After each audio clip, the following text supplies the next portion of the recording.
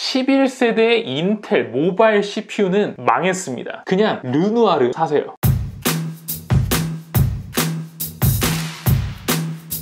안녕하세요, 티라노입니다. 제가 사실 종합 IT 유튜버라고 표방을 하긴 했지만 제 영상을 보는 대다수의 분들이 노트북 영상을 보고 들어오신 분들이 많거든요. 그만큼 제 영상에서 노트북의 비중이 굉장히 높다 보니까 노트북에 대한 질문도 정말 많이 받게 돼요. 그중 가장 많은 질문이 노트북을 고르려고 하는데 인텔 CPU를 사야 되느냐, AMD CPU를 사야 되느냐, 이런 질문이거든요. 그런데 사실 그렇게 어렵지 않은 질문이었었던 이유가 르누아르 랑 인텔 10세대인 아이스레이크, 코멘레이크랑 비교를 하면은 르누아르 성능이 압도적으로 좋았었기 때문에 그냥 르누아르 추천을 드리면 됐었거든요.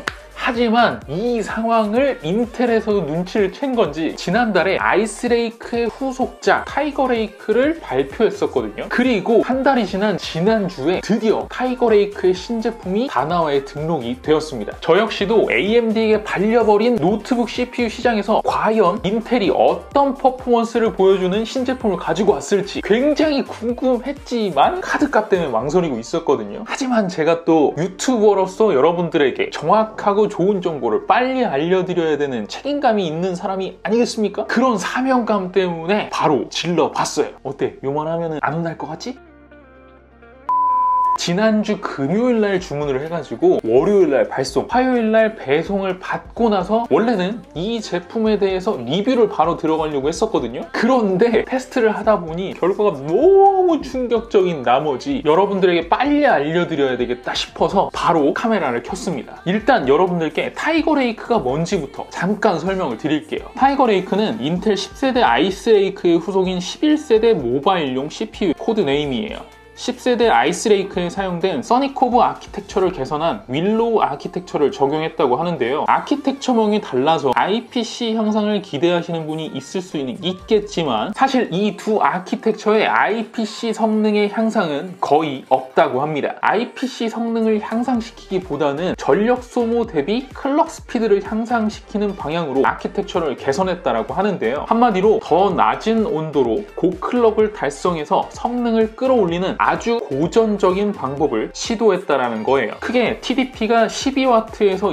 28W급에 해당되는 퍼포먼스 라인업과 7W에서 15W급의 초전력 라인업으로 구분 지었는데요. 확실히 인텔에서 제공한 스펙시트를 기준으로 봤을 때는 아이스레이크에 비해서 클럭 스피드가 상당히 높게 잡혀있는 모습을 보실 수가 있습니다. 근데 이게 느낌이 쎄한 게 전력 소모 대비 클럭 스피드를 개선을 했다라고 하면은 TDP는 그대로 유지한 상태에서 클럭만 올라가야 되거든요. 기존 아이스레이크가 15W였던 걸 대비를 해봤을 때 28W다. 거의 더블 수치거든요. What? What the? 약간 느낌이 쎄하죠? 새로운 내장 그래픽인 XE 그래픽스도 들어가 있다고 밝혔는데요. 기존 아이스레이크에 들어간 아이리스 플러스 그래픽스에 비해서 유닛수를 1.5배 증가시켜가지고 내장 그래픽의 성능을 큰 폭으로 향상시켰다고 합니다. 해외 벤치들을 찾아보면은 MX350 수준으로 어마어마하게 뻥튀기가 되었다. 이렇게 얘기를 많이 하던데 인텔이 그동안 르누아르에 달렸던 거는 롤이나 피파, 옵치 같은 저사양 게임들은 이제 노트북에서도 기본적으로 돌려줘야 됨에도 불구하고 인텔 내장으로는 도저히 답이 안 나와가지고 MX250이라든지 MX350을 추가로 때려 넣다 보니까 가격 대비 성능이 르누아르보다 상당히 안 좋은 편이었었거든요. 이 부분이 얼마나 개선이 되었는지도 테스트를 해볼게요. 테스트 환경은 실내 24도, 난방 및 냉방 장치 미가동 상태에서 성능 모드는 밸런스 모드로 두 제품 모두 전원 연결 상태에서 테스트를 진행했어요. 두 제품의 스펙은 최대한 비슷한 환경의 제품을 사용을 하기 위해서 동일 제조사, 동일 라인업을 사용을 했고요. 내외장 마감재 역시 메탈로 동일했고요. 램 용량 동일하게 8GB 3200MHz 싱글 채널입니다. 여기서 듀얼 채널일 경우에는 다르지 않겠느냐라고 얘기하실 분들 있을 것 같아서 말씀을 드리겠는데 MSI는 팩토리 C를 떼어내면 AS가 불가능하거든요. 그래서 램을 업그레이드 할 수는 없었습니다. 이거 리뷰 끝나고 나서 팔아가지고 다시 돈으로 환급 못 시키면은 저 어떻게 되는지 다들 알고 계시죠? 제품 비교는 아마도 여러분들이 가장 많이 선택할 급인 미드레인지급 CPU인 i5 1135G7과 르누아르 4500U 제품입니다. 전 이미 테스트를 다 끝마친 터라 입이 근질근질한데요. 잠시 CPU 사양부터 설명드린 다음에 벤치마크 결과를 보여드리도록 하겠습니다. 인텔 i5 1135G7은 10나노 공정 4코어 8스레드에 베이스 2.4, 부스트 4.2에 L3 캐시는 8MB 1개고요. Xe GPU 유닛은 80개, 클럭은 1300MHz로 작동합니다. 메모리는 DDR4 기준으로 3200 클럭을 지원을 하고요. AMD의 르누아르 4500U는 7나노 공정으로 6코어 6스레드에 베이스 2.3, 부스트 4.0, L3 캐시는 4MB 2개가 탑재가 되어 있습니다. 내장 그래픽인 라데온 그래픽스는 6코어 제품으로 클럭은 1200MHz로 작동을 합니다. 램은 역시나 DDR4 3200을 지원해요. 먼저 CPUG입니다. 4500U는 싱글 488.1포인트, 멀티 2742.8포인트가 나왔고요. i5 1135G7은 싱글 스레드가 무려 539.3포인트입니다. 멀티는 2597.7포인트가 나왔는데요. 저는 사실 깜짝 놀랐습니다. 540포인트는 거의 인텔 최신 데스크탑 프로세서의 싱글 점수랑 비슷한 수치거든요. 게다가 4코어와 6코어로 코어 수가 밀림에도 불구하고 멀티 점수를 200점대 간격으로 압박해낸 거는 와, 저는 진짜 타이거 레이크 기대를 안 했던 터라 이 점수는 깜짝 놀랐어요. 시네벤치 R20입니다. i5 1135G7은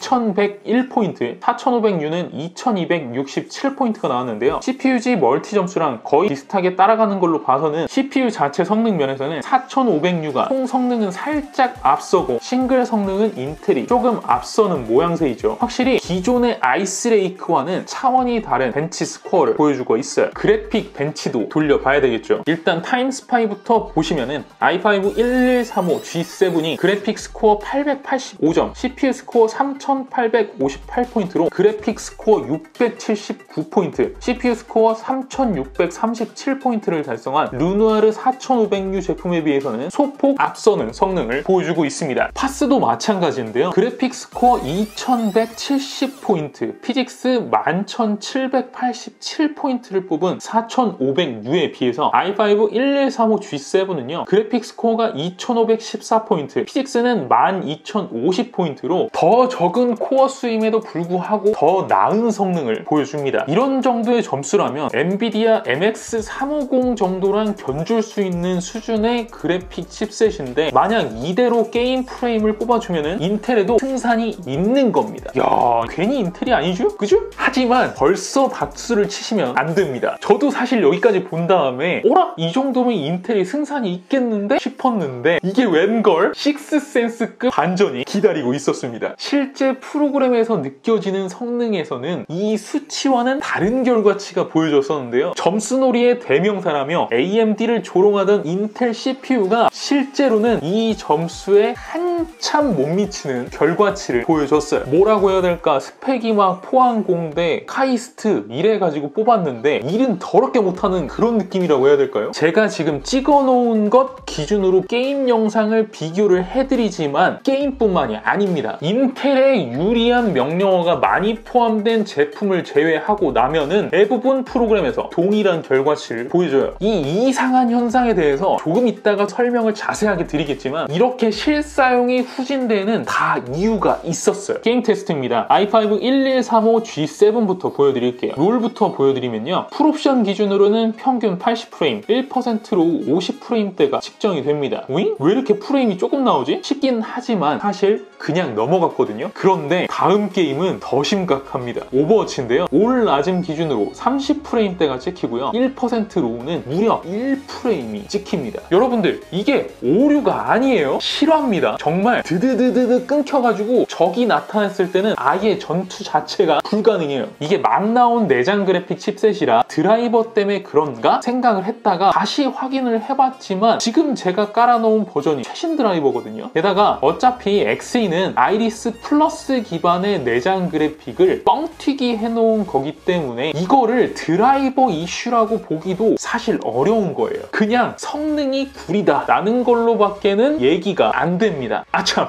딱 하나 점수 빼고 말이죠. 와, 인텔 지금 뭐 하자는 거예요? 반면 4500U에서 롤은 풀옵션 기준으로 평균 110프레임, 1%로 90프레임대가 측정이 되고요. 오버워치 같은 경우에 있어서도 올 낮음 기준으로 평균 70프레임대를 꾸준히 내주고 1%로도 40프레임대로 끊기는 느낌 없이 쾌적하게 플레이가 가능합니다. 아니 이게 말이 되는 거예요? 그래픽스 코어가 파스, 타스에서 다 밀렸는데 게임 들어가면 이건 뭐 비슷한 급이 아니라 한 2단계 아래급으로 칠 정도로 차이가 난다니, 이거 참 이상하죠? 게다가 제가 지금 자료로 만들어 놓지는 않았는데 인텔 칩셋 가속을 활용하는 프로그램 이외에는 다 똑같은 증상이 발생이 됩니다. 이게 대체 왜 벤치 스코어랑 다른 결과치를 보여지는지 여러분들도 궁금하실 텐데요. 전 사실 테스트 돌리면서 느낌이 싸하게 들어왔어요. 왜냐하면 테스트를 하는 내내 르누아르 제품에서는 평온한 쿨러 소리가 나는 반면 타이거레이크 제품에서는 팬이 풀로드로 돌아가는 굉음이 났었거든요. 심지어 프로그램을 돌리는 게 아니라 그냥 크롬 하나 키는데도 CPU 쿨러가 풀로드로 돌아버려요.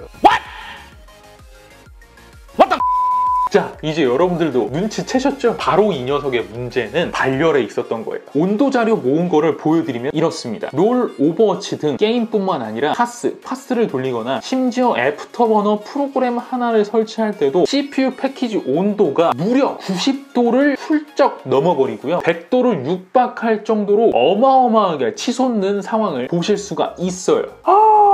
제가 인텔이 들한테 또 당했어요. 한마디로 인텔의 타이거 레이크는 특별한 아키텍처의 개선으로 클럭을 뻥튀기 시킨 게 아니라 그냥 발열이 높아질 것을 알면서도 경쟁사 제품을 견제하기 위해 만든 무리수 제품이라는 거예요. 아이스레이크에 특별한 개선 없이 TDP 올리고 클럭 올리고 나서 발열? 그건 2차 제조사가 잡는 거지 나랑 뭔 상관이야? 이러고 있는 모양새인 거죠. 정확히 타사 제품 대비 살짝 상향된 점수가 성능이 아닙니다. 점수가 나오도록 포지셔닝하고 만든 타겟형 제품이었던 거예요. 발열은 2차 제조사한테 맡기고 말이죠. 그래도 저는 인텔이라는 이름 자체를 믿었었거든요. 믿은 제가 놈입니다. 거기다 그 자랑스럽게 얘기하던 XE 그래픽스는 진짜 충격과 공포 수준의 성능을 보여줬거든요. 설마 했는데 정말 똑같은 아키텍처에서 유닛수만 더 때려넣고 점수놀이 모양새만 갖춰가지고 잘 포장하려고 하는 모습이 진하게 비춰졌었는데요.